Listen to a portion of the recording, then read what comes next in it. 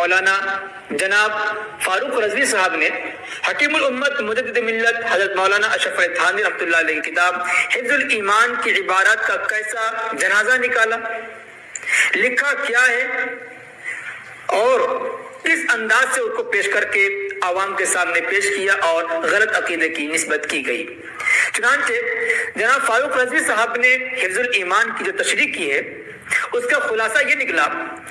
کہ ایک شخص مان لیجیے زید ہے، اس کا یہ کہنا ہے کہ علم غیب کی دو قسمیں ہیں، ایک علم غیب ذاتی یعنی اللہ کے ساتھ خاص ہے، اور دوسرا عطائی، اس اعتبار سے حضور پاک صلی اللہ علیہ وسلم کو بھی علم غیب دیا گیا، یعنی اللہ پاک نے علم غیب دیا۔ ایک شخص نے ایسے عقیدے کے بارے میں سوال کیا مولانا اشرف علی تھانوی صاحب سے، تو مولانا اشرف علی تھانوی صاحب نے یہ جواب دیا کہ حضور پاک صلی اللہ علیہ وسلم کو اللہ پاک نے جو علم غیب دیا ہے وہ کل غیب دیا ہے یا بعض غیب دیا ہے؟ اگر کل غیب دیا اس کی بحث نہیں ہے، اگر بعض غیب دیا ہے تو اس میں حضور کی کیا تخصیص ہے؟ ایسا علم غیب جیسا کہ اللہ پاک نے حضور کو دیا، ایسا پاک تو زید کو، عام آدمی کو، بلکہ تمام جانوروں کو بھی ہے، تو اس میں حضور کی کیا تخصیص ہوئی؟ فاروق رضوی صاحب نے ایسی تشریح کی کہ معنی بالکل الٹا ہو گیا۔ فاروق رضوی صاحب کی اس تشریح کے مطابق عقیدہ بالکل غلط ہو گیا، اور خلاصہ یہ نکلا کہ نعوذ باللہ من ذالک، اگر اللہ پاک نے حضور کو علم غیب یا جو بھی باتیں بتائی ہیں اس میں حضور کی کوئی تخصیص نہیں ہے، بلکہ جیسی باتیں حضور کو معلوم ہے، جیسا علم حضور کو دیا گیا ہے ویسا علم عام انسانوں کو بلکہ پاگلوں کو اور جانوروں کو بھی دیا گیا، نعوذ باللہ من ذالک۔ حالانکہ حفظ الایمان کی اس عبارت کا یہ مطلب، یہ منشا ہرگز نہیں ہے۔ اب سوال یہ ہے پھر کیا منشا ہے؟ اس کا جواب یہ ہے کہ اس حفظ الایمان میں جو عالم الغیب کی بحث چھڑی ہے، اس میں صرف یہ بتلانا مقصود ہے کہ اگرچہ حضور پاک صلی اللہ علیہ وسلم کو غیب کی باتیں بتائی گئیں، اللہ پاک نے بہت سارے علوم دیے ہیں، لیکن اس کے باوجود حضور پاک صلی اللہ علیہ وسلم کو عالم الغیب کہنا درست نہیں ہے۔ حضور کے لیے عالم الغیب کا اطلاق درست نہیں ہے، بلکہ کسی بھی مخلوق پر عالم الغیب کا اطلاق درست نہیں، اس لیے کہ عالم الغیب ہونا ایک صفت ہے اور یہ خاص ہے ایسی ذات کے ساتھ جسے علم دیا گیا نہ ہو بلکہ اس کے پاس ذاتی علم ہو، اور ذاتی علم صرف اللہ کے پاس ہے، اس لیے عالم الغیب کی صفت اللہ رب العزت کے ساتھ خاص ہو گئی۔ اگرچہ اللہ رب العزت نے انبیاء کو، خاص طور سے ہمارے پیغمبر حضرت محمد مصطفیٰ صلی اللہ علیہ وسلم کو بہت سارے علوم دیے ہیں، عطا کیے ہیں، لیکن اس کے باوجود اس پر دیے گئے علم پر علم غیب کا اطلاق درست نہیں ہوگا، بلکہ موہ میں شرک ہونے کی وجہ سے حضور کے لیے بلکہ تمام مخلوقات کے لیے، غیر خدا تمام مخلوقات کے لیے عالم الغیب کا اطلاق کرنا ناجائز ہوگا، موہ میں شرک ہونے کی وجہ سے۔ خلاصہ کلام یہ ہے۔ بسم اللہ الرحمن الرحیم، السلام علیکم ورحمۃ اللہ وبرکاتہ۔ یہ وہ کتاب ہے جس کا بھی دفاع کر رہا تھا اشرف علی تھانوی صاحب کی لکھی ہوئی ہے، یہ حفظ الایمان، یہ اشرف علی تھانوی صاحب کی لکھی ہوئی ہے، اور یہ دارالکتاب دیوبند سے چھپی ہوئی ہے۔ اشرف علی تھانوی صاحب نے کیا گل کھلائے ہیں اس میں یہ آپ دیکھیں گے، لیکن یہ بھی کہہ رہا تھا کہ فاروق رضوی نے غلط ترجمہ کیا، غلط بیانی کی، غلط بیان کر دیا، پتہ نہیں کیا اشرف علی تھانوی کہ میں دفاع میں بول رہا تھا، فاروق رضوی پر بہت اعتراض کر رہا تھا یہ، جبکہ ان کی کوئی اوقات نہیں ہے، ان کی 1% بھی اوقات نہیں ہے، بلکہ ان کے بڑے بڑے مولویوں کی اوقات نہیں ہے۔ یہ تو 2 دن کا چوزا ہے جو ابھی انڈے میں سے نکلا ہے، اس کے بڑے بڑے مولوی کی اوقات نہیں ہے جو فاروق رضوی جیسا شیر کے سامنے بیٹھ سکے۔ فاروق رضوی کو تو اللہ رب العزت نے قہر خدا کی شکل میں ان ظالموں پر مسلط کیا ہے، ایک شیر ہے، دنداندہ شیر، جس کے سامنے یہ بھیڑیں نہیں ٹک سکتی، ان کے بڑے بڑے نہیں ٹک سکتے، تو یہ کس کھیت کی مولی ہے؟ اب یہ کیا کرتے ہیں، 10x10 کے کمرے میں، اندر کمرے میں بیٹھیں گے، تھوڑا سا بولیں گے، منہ نکال کر کے بولیں گے اور اندر چھپ جائیں گے، باہر نکل کے مردوں کی طرح میدان میں آنے کی ان کی طاقت نہیں ہے، ان کی ضرورت نہیں ہے، نہیں آ سکتے یہ، بس اپنے کمرے میں سے بولیں گے اور کمرے میں چھپ جائیں گے۔ لیکن ہمارے جو علماء اہل سنت والجماعت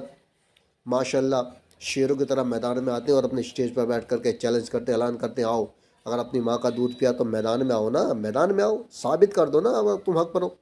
ثابت کرو، اگر ایسے ثابت نہیں کر سکتے تو ہٹو ایک طرف کو، کڑھاؤ لاؤ، تیل ڈالو، اس میں کودو، جو زندہ نکل آیا ہے وہ حق پر ہے، گرم تیل میں، کھولتے ہوئے تیل میں کودو، کبھی ہمارے علماء کہتے ہیں آؤ آگ جلاؤ، آگ میں کودو، آگنی پریکشا دو، جو آگ میں سے زندہ بچائے گا وہ حق پر ہوگا، لیکن آنے کے لیے تیار نہیں ہے، بس اپنے 10x10 کے کمرے میں بھونکیں گے اور بیٹھ جائیں گے۔ اور اپنے مولویوں کا کیسا دفاع کرتے ہیں لوگ، کیسا دفاع کرتے ہیں اپنے مولویوں کا، کہ ان کے مولویوں نے کیسا کیسا کیسا کیسا کفر بکا ہے، ان کے مولویوں نے کیسا کفر بکا، اپنے مولویوں کا کفر انہیں نظر نہیں آتا۔ اب اس کتاب پر اس کتاب کا دفاع کیا، یہ حفظ الایمان ہے، اس کا صفحہ نمبر 15 ہے۔ تو میں یہ کہتا ہوں یہ فاروق عمر رضوی کے سامنے کیا بیٹھیں گے، ان کی اوقات کیا ہے؟ آپ پہلے میرے جیسے ناچیز کے سامنے بیٹھ جائیں۔ میں اسے کتنی بار چیلنج کیا، میں نے اسے یوٹیوب پہ چیلنج کیا، فیس بک پہ چیلنج کیا، لیکن یہ اتنا بڑا مکار ہے، نہ ہی تو یوٹیوب پر جواب دیتا ہے، نہ ہی فیس بک پر جواب دیتا ہے۔ میں نے کتنی بار اس سے فون نمبر بھی دیا اپنا، آپ میرے فون نمبر پر بات کر لیں، یا مجھے اپنا فون نمبر دے دے، آپ فون پر بات کر لیں، یا اگر آمنے سامنے بیٹھ جائے، سامنے بیٹھنے کی تیری اوقات نہیں ہے تو کم از کم فون پر ہی بات کر لے، لیکن اتنا بڑا مکار ہے، نہ ہی تو فون پر بات کرتا ہے اور نہ ہی سامنے بیٹھنے کے لیے تیار ہے، بس 10x10 کے کمرے میں بھونکے گا اور چھپ جائے گا۔ کبھی فاروق عمر رضوی پر طنز کرتا ہے، کبھی سید امین الدین قادری داماد برکاتہم العالیہ پر طنز کرتا ہے، بس یہ 10x10 کے کمرے میں بیٹھتے ہیں، ان کی اوقات نہیں ہے۔ اب یہ دفاع کیا اس نے، ذرا اس کا دفاع دیکھیں آپ۔ اشرف علی تھانوی صاحب کا دفاع کیا ہے کہ جو دکھائے کتاب، ہی آپ کو یہ دوبارہ دکھاتا ہوں کہ کتاب ہے حفظ الایمان، یہ حفظ الایمان مولانا اشرف علی تھانوی کی لکھی ہوئی ہے، دارالکتاب دیوبند سے چھپی ہوئی ہے، یہ حفظ الایمان۔ ابھی اس کا صفحہ نمبر 15 ہے، صفحہ نمبر 15 ہے۔ اس میں اشرف علی تھانوی صاحب سے کس نے علم غیب کے متعلق پوچھا کہ آپ کی ذات مقدس پر علم غیب کا حکم کیا جانا، یعنی جس نے سائل نے سوال کیا تھا تو اس سے کہتے ہیں کہ آپ کی ذات مقدس پر علم غیب کا حکم کیا جانا، یعنی آقا علیہ السلام کو علم غیب مان لینا، اگر بقول زید صحیح ہو تو، یعنی آقا علیہ السلام کو علم غیب مان بھی لیں اور یہ زید کا قول صحیح بھی ہو، تو پھر میں ایک سوال پوچھتا ہوں، یعنی اشرف علی تھانوی کہتے ہیں کہ میں ایک سوال پوچھتا ہوں، میں یہ پوچھنا چاہتا ہوں کہ اس غیب سے بعض علوم غیبیہ مراد ہیں یا کل، یعنی کہ سارے کے سارے غیب مراد ہیں یا بعض، یعنی کسی کا ہے کسی کا نہیں، کسی کا نہیں، اس طرح سے علم غیبیہ مراد ہیں۔ تو اب اس نے جو بحث کی، جو اس نے بہت دیر تک یہ پتہ نہیں کیا کیا کہا،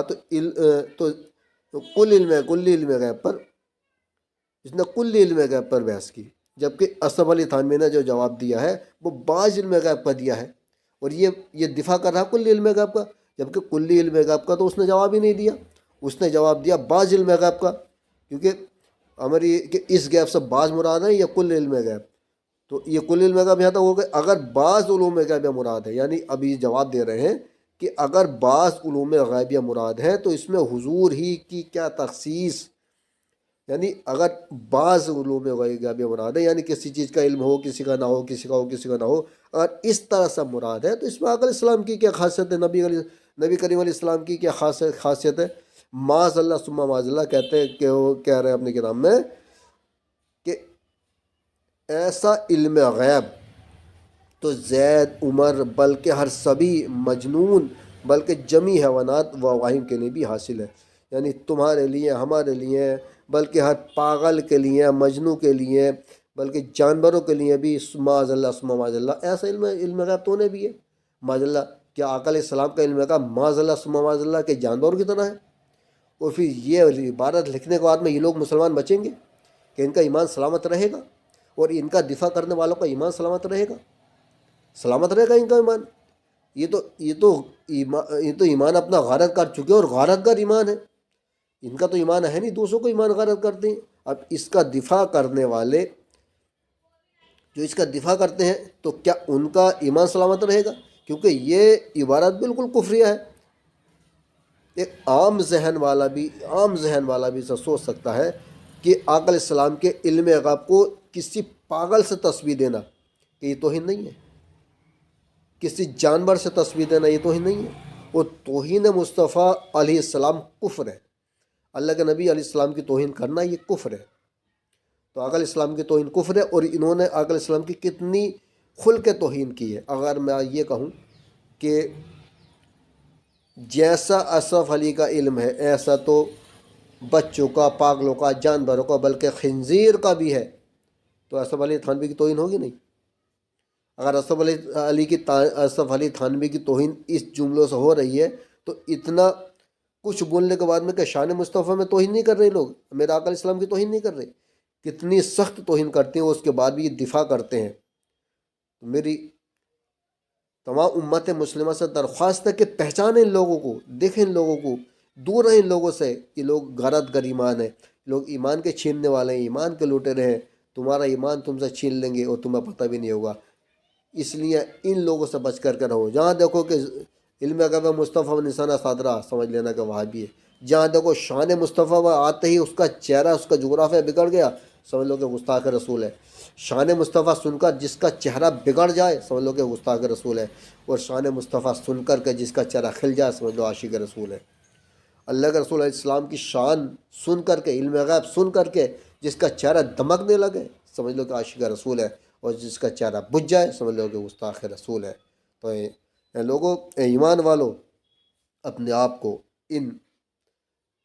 بدبختوں سے بچائے، ان بدبختوں سے بچاؤ۔ اے امت مسلمہ، اپنے ایمان کو بچاؤ، ان لوگوں سے بچاؤ، کیونکہ یہ لوگ ایمان کے دشمن ہیں، تمہارے ایمان کے دشمن ہیں۔ یہ کہیں ایسا نہ ہو کہ یہ لوگ تمہارے ایمان کو برباد کر دیں۔ اب ان کے پاس تو ایمان ہے ہی نہیں، جس کے پاس ایمان ہے ہی نہیں تو اسے ایمان کے جانے کا کیا ڈر ہوگا؟ ہم ایمان والے ہیں، ماشاءاللہ ہم ایمان والے ہیں، تو ہمیں اپنے ایمان کو بچانا چاہیے۔ اے ایمان والو، اپنے ایمان کو بچاؤ، ان بدبختوں سے، ان کی باتوں میں نہ آنا۔ اگر کبھی یہ تمہارے قریب بھی آئے تو انہیں اپنے قریب نہ آنے دینا، کیونکہ یہ گستاخ رسول ہے، اور گستاخ رسول سے ہمارا کوئی تعلق نہیں۔